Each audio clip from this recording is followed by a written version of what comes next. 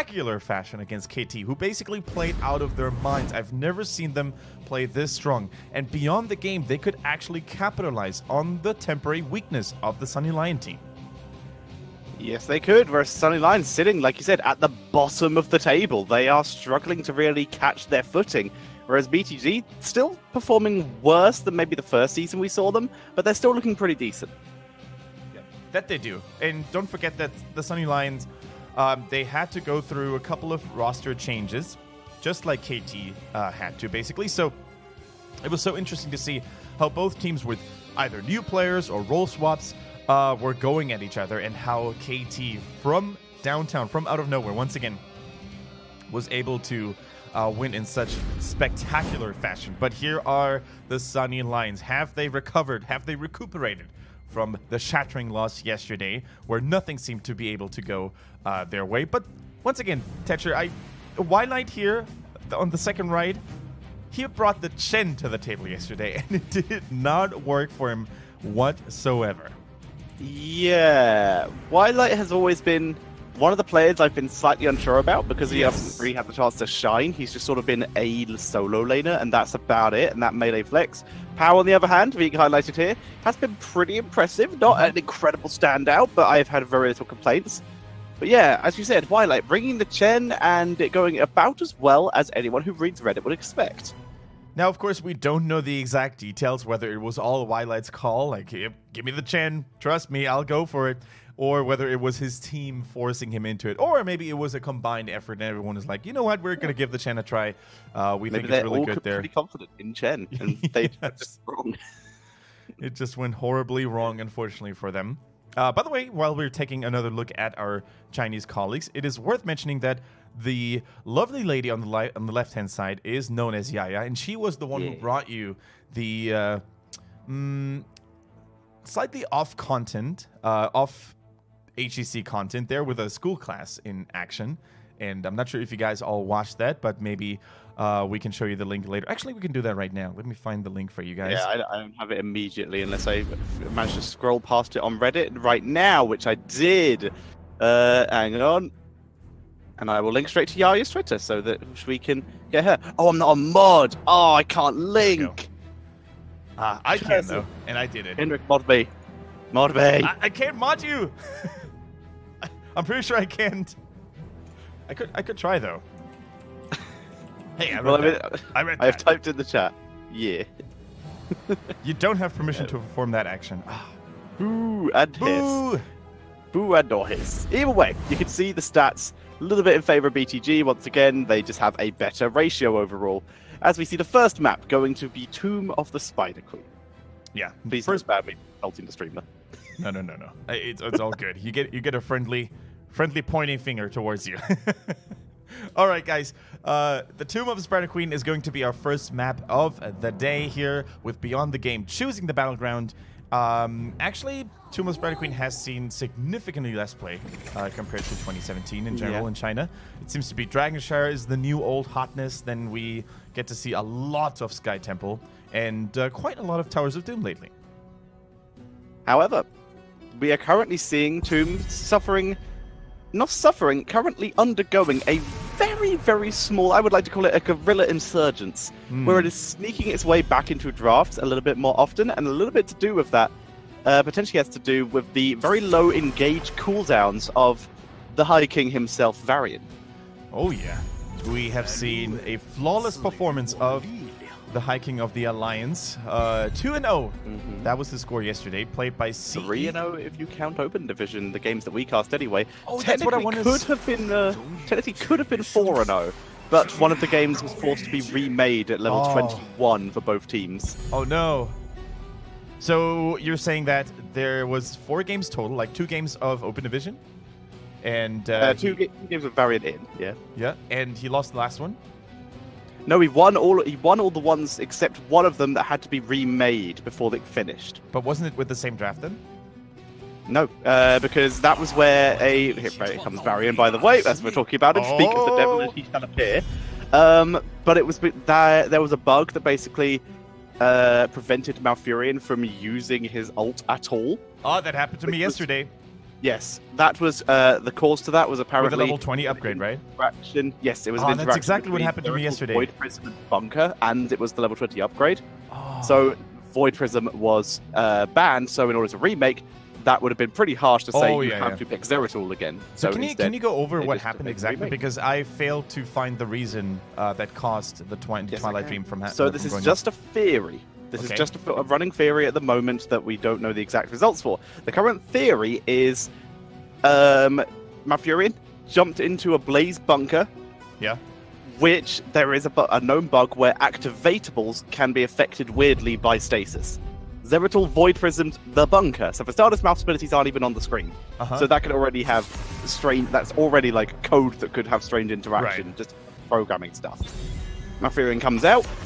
He has no ult. It's stuck on 83 seconds and was there permanently. They tried going into a bunker, going out of the bunker. They tried porting back to base. He tried dying. He tried basically everything. Yeah, that happened to me yesterday in Hero League as well, where Malfurion's Twilight Dream, the upgrade Twilight Dream at 20, mind you, would be stuck at 90 seconds, and it felt very frustrating because we most likely lost the game because of it. Because it's a pretty big deal if you don't have that was a level 20. Yeah, unfortunately, the bad news kept coming for Granite because it happened to Granite in Granite versus Team Go.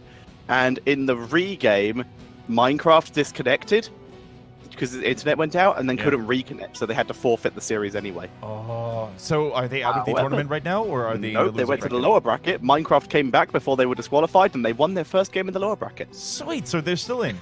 They're still in for now. They're hanging on by the skin of their teeth. They are.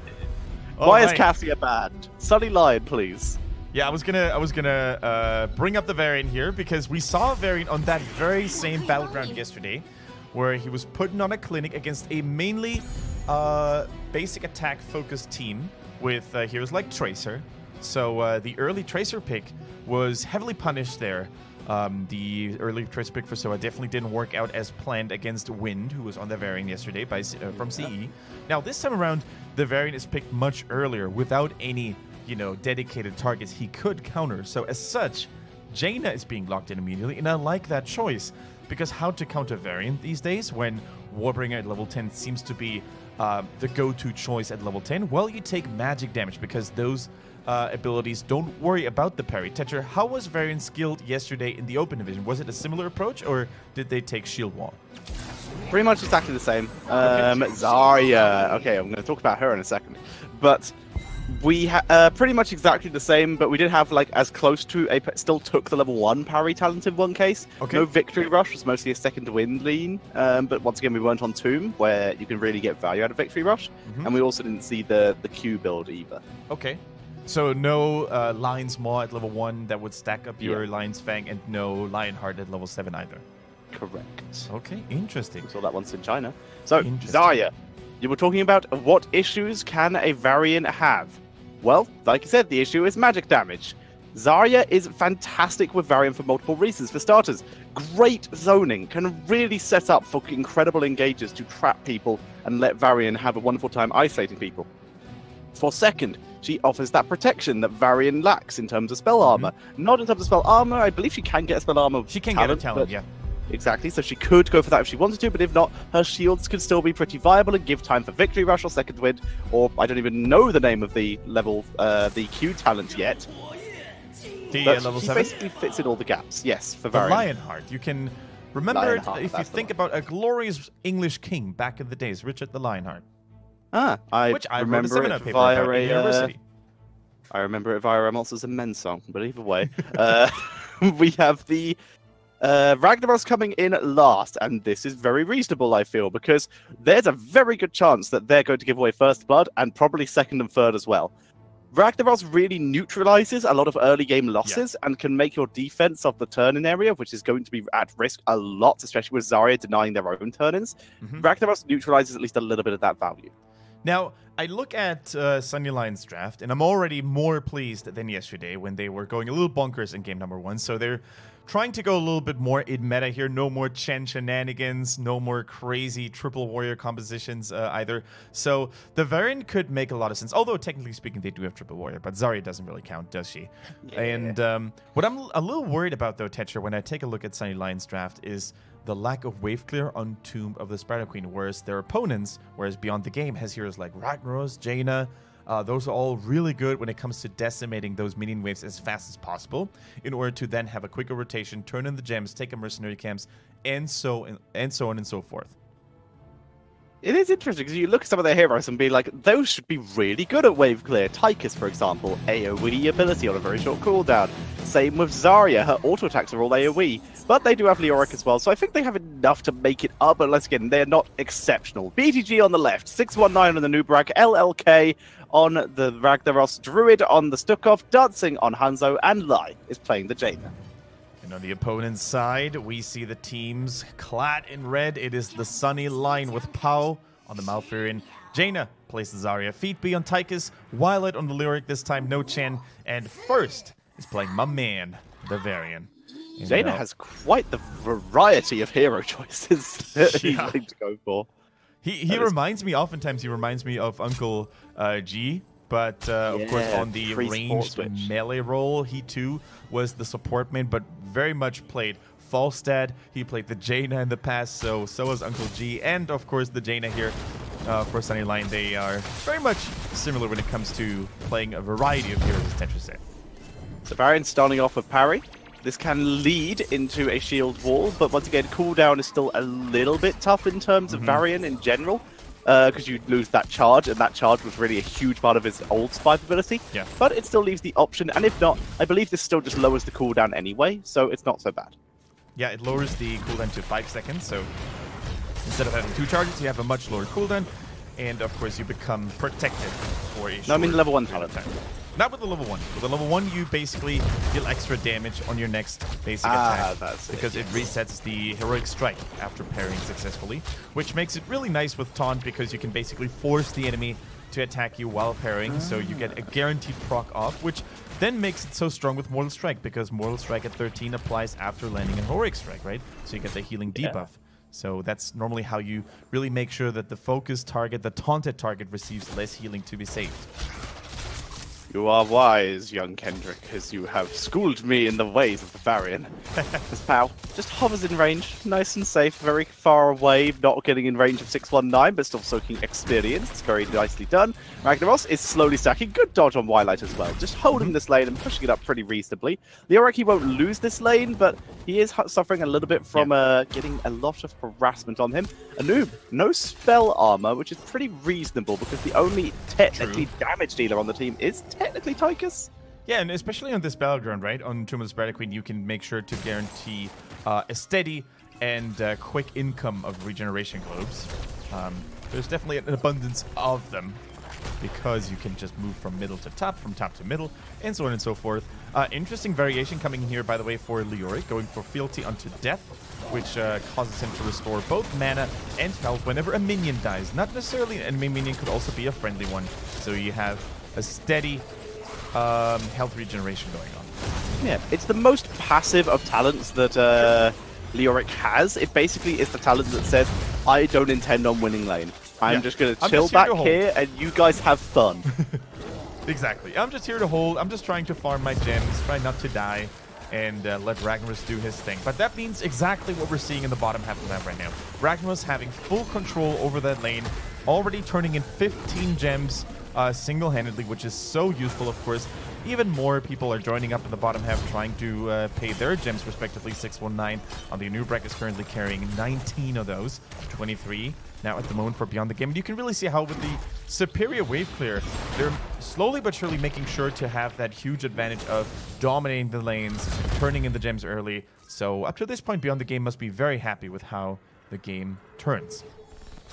Yeah, they're looking pretty strong. Right now they're trying to put some more pressure onto Stunning Lion, but First is here, and he is scary now. Now that he has Taunt level 4, he is already prepared for the hard engage. Good dodge by Feedby, lovely route by Pao, not even close to being able to pick up a kill, but BTG do grab the Mercenary Camp. The rest of Stunning Lion have rotated down. I'm going to try and put the pressure on. Jaina using that shield. It has physical armor now, thanks to defensive shielding. basically giving her block charge, which is going to be good against that Redemption Hanzo, which he's just finished stacking. Yeah, it's going to be good against Redemption Hanzo. It's going to be good against auto attacks by Ragnaros, which should never be underestimated either, although most of his damage, of course, comes from magic abilities. So I don't hate it. I think it's nice. I still prefer the Speed Fairy in most games that I play personally, but I'm really keen to see how this talent is going to work out. Yeah, I was if honest, kind of leaning towards give me 20 for a cleanse, since they don't have one really. Outside of Nature's Cleanse, but I'm still concerned what happens if Malfurion is the one rooted by Stukov. But either way, still going for self-sustain in general. And here goes the first turn in for Beyond the Game. Looks like the wave clear was enough to secure them this turn in after all. LK dropping low, but getting healed in the nick of time. Now is 619, who still goes in aggressively despite getting chunked down. The shields are here. The Tychus damage is too real, and the grenade takes out the Beetle. And first, trying to charge down onto Dancing, but Dancing finds a wall and jumps to it. And as such, able to get it out of range. Jaina and Leoric have continued rotating, grabbing XP for their teams, as the Web Weavers do, as you said, spawned in for BTG. So, it's a question of how quickly Sunnylight can clear these up, because they are behind in XP. If they're able to clear these up, with the kill they're able to get earlier, they could try and take a little bit of map control and try and rotate for their own turn.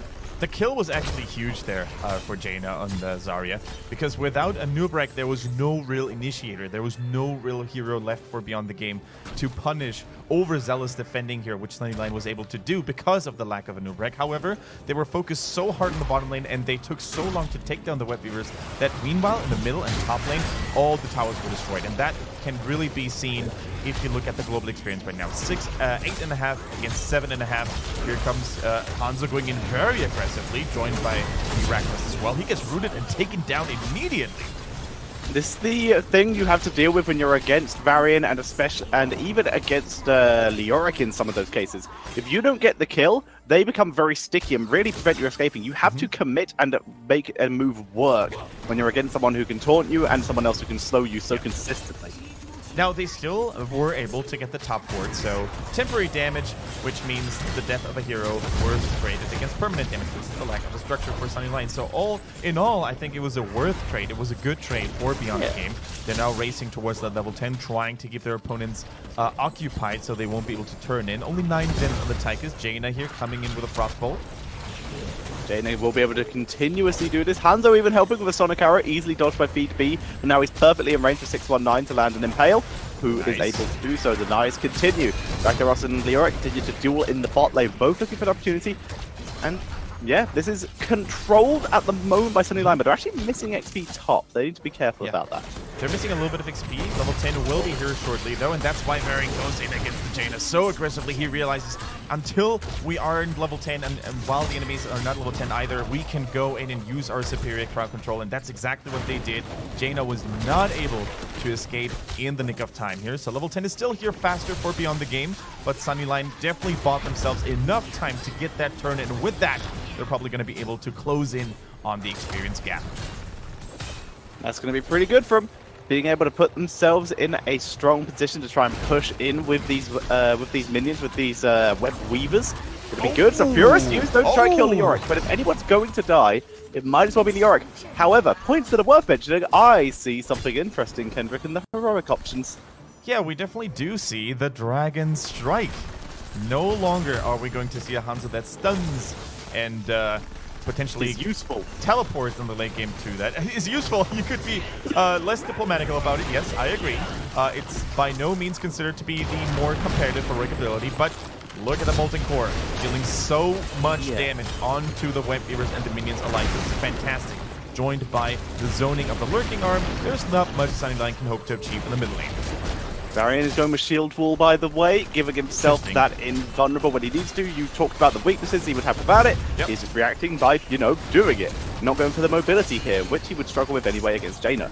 So now he's going to have to be very careful on not to overlap his own shield wall with the Zarya shields too much. Ideally, you're going to let the Zarya shield expire first or get taken down first, and then you use your own protective capabilities here. Kai once again caught by the Varian. Jaina seems to be his go-to target, and the flailing swipe is too late. Expulsion Zone was burned as well, though. As you can see, we currently still have the bug where heroic cooldowns are not displayed properly.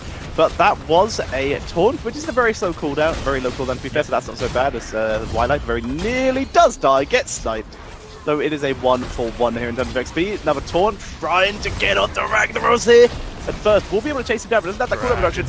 It's much nothing, but Malfurion, coming out the cocoon, is in a pretty rough position, has to drop tranquility, and will survive as so. But with Tychus going down, this fight is won by BTG.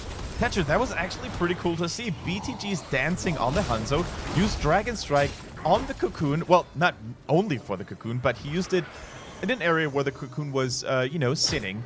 And the consistent damage popped the cocoon fairly fast, which was an interaction I've never seen before because Dragon Strike normally doesn't get picked, right? So I can see the value coming in there a little bit. Well, they're on the same team. Yeah. So that damage, Dragon Strike damage could not have popped the cocoon. Oh, sorry. I had a brain fart then. It's all good. We all do it, like, a lot. That is the caster's job in general. But it's still pretty good for zoning out on the cocoon, so I definitely can agree with you on that. I'm pretty sure chat didn't even knows. They were like, yeah, sure, Dragon Strike on cocoon. Let me do that next game. Yes, if it's on your team, who knows? Yeah, that could probably work. Burn down that cocoon, get your ally out, be useful, be helpful. If not, it's a good, like, how long's the cooldown of Dragon Strike? Like, it's almost 100 seconds or something, right? It's way too long for what it actually does in a team fight. Yeah, I was about to say, considering it is a zoning tool currently. Twilight, he falls yet again. And here comes Varian trying to lock down on the Jaina once again, but the Water Elemental and her allies keep her safe this time around. Tranquility comes in. Is it going to be enough? Yes, it is. Blocking even the Sulfur Smash. The silence is good, though. Zoning off the Zarya and the Tychus. They're running for the life, but they both get popped there immediately. Beyond, the game is absolutely in control here, taking down two members of Sunnyline, and they're now trying to pay all of their gems. 88 in the bank. That is more than enough. That is really fantastic play by BTG, able to take so much control. And you can see there, a fun thing about the cocoon, to jump back to that, but not for the same reasons. Tychus and Zarya, fantastic for clearing a cocoon. Not so good when that just allows Stukov to drop a root under you, which sets you up perfectly for Jaina AoE. Exactly. Exactly. So, Icy Veins coming in here at level 13 for Jaina as well. That means much faster cooldown replenishment, which allows her to become a very scary mage, even for the Variant to handle with his shield wall level 10. Now, how much can Sunnyline do to hold? The middle fort is gone for good. It was too low, not even worth the effort, right? So Ominous right here, by the way, for Lyric as well. That could be a very much needed tool to keep Jaina's and Ragnaros' burst damage in check. Reducing their damage for 50 seconds is a huge deal, especially against mages. We're so dependent on cooldowns. Be using the Odin here, forcing or baiting 619 into a trap. He can probably not escape. Here comes Varian from the other side, taunting onto the Stukov, and that allows the Odin to rain down the pain. Twilight from a beautiful angle. Sulfuris does hit Varian, but Varian tanks it. Yeah. Twilight taken out, though. He was kind of had to be left alone due to the damage being dropped onto First. As First had to retreat, they turn around once again. Another easy taunt, and they pick up the kill. That's making it a 2-for-1. Makes it a 2-for-1. The Multicore, unfortunately, being a little bit too far away there to actively participate in the team fight. Now, of course, Sunnyline is on the chase. They get yet another one. Wildlight trying to slow the dancing Hanzo there, trying to just zone and buy a little bit more time and grant a little bit more vision here. And that is probably going to be the counter turn. And however, unfortunately for Sunnyline, they lost so many gems earlier that they're no longer able to unleash the Web Weavers. And here we see the Reckless engaged. The Dragon Strike comes through, does nothing as per usual. Tanked it all. Yeah, she's still fine. So Furious comes down, First survives, and Twilight is about to make the best play he has made all game, and he's not even alive for it. As he literally just in ghost form comes down and chases everyone. Goes behind them too. Slows. Yep, yet another kill. Yeah, he actually predicted the future retreat path for Beyond the Game and made sure that he was in range to slow most of them, and that basically netted his kill, or his team, a couple more kills. So that was a really good move by Wildlight, as you said. Now 619 needs to run and burrow charge for his life because so much burst damage was unleashed onto him. The blue mercenaries in the middle are still on the chase though. continue to push forward. The Mercenaries not taken by Sunny Lion. Their Mert clear is definitely one of their weaknesses here. They need Leoric for it, and Leoric is so busy on lane duty these days that he's not really been able to have much of an opportunity. Now that the Mercenaries are pushed up this far, they can probably afford to if they did include some heroes here, but they would be giving up the turn-in point. Again, that's not so bad because BTG don't have enough gems for a turn-in. But once again, now you can see it puts pressure onto top lane. And Sunny Lion, they're not reacting to this. Ragnaros is being a great distraction, but they should really have figured this out by now. So here's why I love the move from Beyond the Game, right? They're going for the boss exactly when they anticipated their opponents to deliver the final gems. They were sitting at 57 out of 60. Now, was it timed ahead? Was it timely used here? I think it was. The boss unleashed. Leoric even falls yet again. So this was a perfect rotation move by Beyond the Game, utilizing the fact that they knew Sunny Lion was going to try to go for that turn in 57 out of 60, and they used that time to get a sneaky boss in, causing so much distraction right now, and certainly keeps the top lane in check all by itself. Such a good play. Healing reduction currently on 619 doesn't make a difference. He's still at full health, blocked most of the damage. As we see the boss of the Web Weaver battling in the top lane, Expulsion Zone used, trapping Lie against the wall. Dragon Strike forces a bit of a disengage here and does some damage. That was an interesting angle. Because I think it was literally just to cut off the chase. I think so too, but yeah, Dragon's Strike, we have yet to see the merit behind it. But as you could basically say that even without a really decent heroic ability, Hanzo is still such a good hero that it still has an impact on most teammates, right? Yeah, he's doing pretty well for the team, so I don't have any issue with how he's currently playing. He hasn't really been caught out too many times. Can you imagine what he could have done with a Dragon's Staff?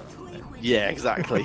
Like, even after they killed Leoric, there was a big old grouped up Sunny Lion team in top lane. He could have easily maybe got something on that. As we see Leoric, he's in out. This time he will survive. He'll be safe this time around. No trade value, unfortunately. Now, we see the gain train coming in at 16 for Zarya. More shields, even more shields. If several allies are nearby. We see also the royal focus, excuse me, on Leoric, which allows Leoric to deal extra damage on skeletal swings that hit more than one enemy hero. And then he also gets a pretty significant cooldown reduction on the Wraithwalk. First block, seeing if he can block the extra weighted pustule activated trait. Molten Core is dropped. This is a full disengage. Root dropped by Malfurion. The water elemental decides that it does not care about roots at all and just skips them. And as such, will get taken out. It's interesting. I thought it was going to be affected by roots. I thought they really wanted to make something happen in that choke point, which would have been a disastrous location to fight for Sunny Lion with all those Molten Core abilities at stands. But they did the right thing. They escaped, and they weren't stunned. They weren't slowed down by any of the Molten Core spells. So that was well done. They immediately turned their attention towards the bottom camp, and maybe that's going to cause a little bit of distraction for them to turn in more gems. But both teams are currently, you know, actually, never mind. Beyond the Game is pretty close to getting another turn in, but Sunny Lion, they're broke at the moment. Only 20 out of 65. Yeah, they need so much more time to soak up everything that they need here. Their waves are pretty central, though. They have the opportunity to do so. Yeah. But once again, that's just time at this point. The bright side, they haven't lost a keep. They don't need to worry about the catapult pressure building up. They're pretty fine to attempt these kind of risky moves. But once again, the camp clear of BTG comes out on top. Yeah, and a nice meatball to scout ahead as well, to use your terminology. I just can't forget about it anymore. Once seen, you can never unsee it. That Ragnaros' W looks like a meatball. Thanks, Tetcher. I'm scarred for life. You are welcome. It's delicious, and now I know what I'm having for dinner. As we Sunny Lion clearing up the bruiser camp at basically the opponent's base, like near the gate. They are comfortable enough to put on that pressure. They rotate instead up to the last remaining fort in the game. Jada tanks a few shots from that on the Zarya, gets her energy up so she can poke 619 a little bit more, or dancing if she's able to get a good bead on him.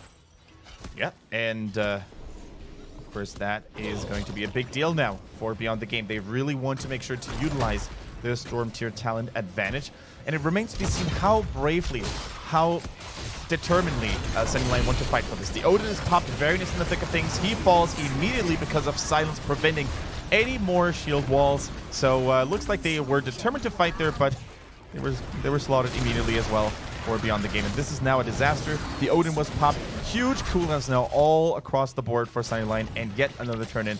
Now, what BTG should do, if they really wanted to close this one out, make sure to push all the lanes. So they will have enough Wet Weavers and enough minions on all 3 lanes to get the maximum value possible. They're even bringing a Bruiser camp this time. Yep, I like and it. that's pretty good. They also times that beautifully, like split second within actually getting the objective. Level 20, Hundo has upgraded his dragon talent. I don't even know what it's called. I've never seen it. And bye-bye Zarya. Even she can do that, leaving just Pal. This could be an endgame.